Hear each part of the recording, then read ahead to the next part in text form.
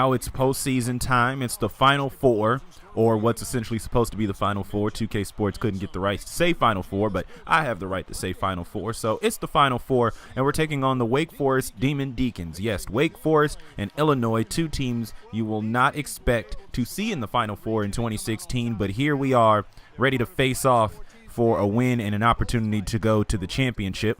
Of course, as we start off, the designated home team, I get the first touches of the game. I'm trying to find an opening. I was looking to go straight to the basket, but instead, looks like I'm going to have to create space. And I'm trying to put up my patented threes, and it doesn't go. And that's going to be a running theme in this game. But luckily for me, despite my struggles from outside, I had one of the computer-generated guys picking up the slack for me in Campbell, as he had a great first half, as you're about to see over the course of these highlights. Campbell and his dominance in the first half kind of made me think about the created player generation in 2K, because as more experienced players may know over the years, the created players and the randomly generated players look a certain way in 2K, and as guys who have gotten the game, shout out to all of you that pre-ordered, no, they still look that way in 2K17. However, you may notice that in the Prelude, a lot of these college players look a little different, like they had their face scans from people. And that led me to wonder, who did they face scan these guys from?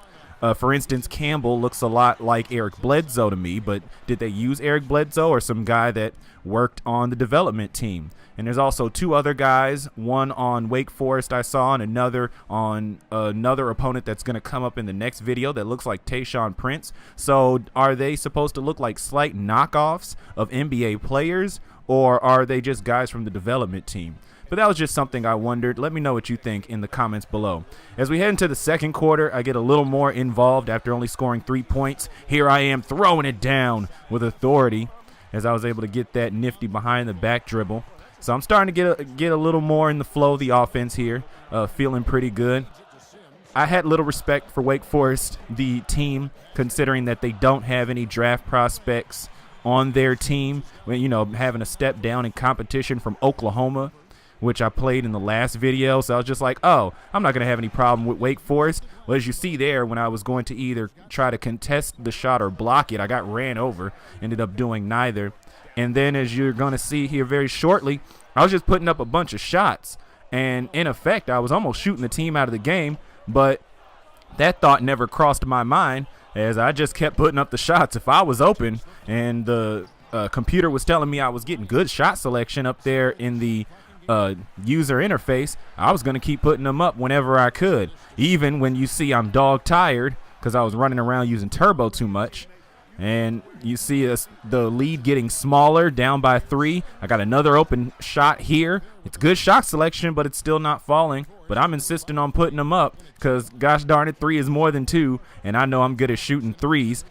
Wake Forest able to get that post-entry pass down there to Ilgauskas, a very interesting name. So with our lead cut down to 1, did you think that was going to stop me from shooting? Haha, nope. As I'm able to will in a three-pointer and go up 21-17. Eventually, I would end up on the bench, and I'd be watching for most of the game. I came in for a little bit there towards the end, but it wasn't for very long. I didn't really do much of anything. I was only in there for a couple of free throws. So it's really up to the bench here to take care of business the rest of the way. There's Morris hitting a corner 3, so that puts us up by 5. Wake Forest responds with a basket. So with 1:15 left, Illinois has to put up another shot to extend the lead, with me just watching in the wings. And it's Morris again, and that's essentially it right there. That's the dagger. And it looks like as Starks runs the clock out, we're on our way to the championship, baby.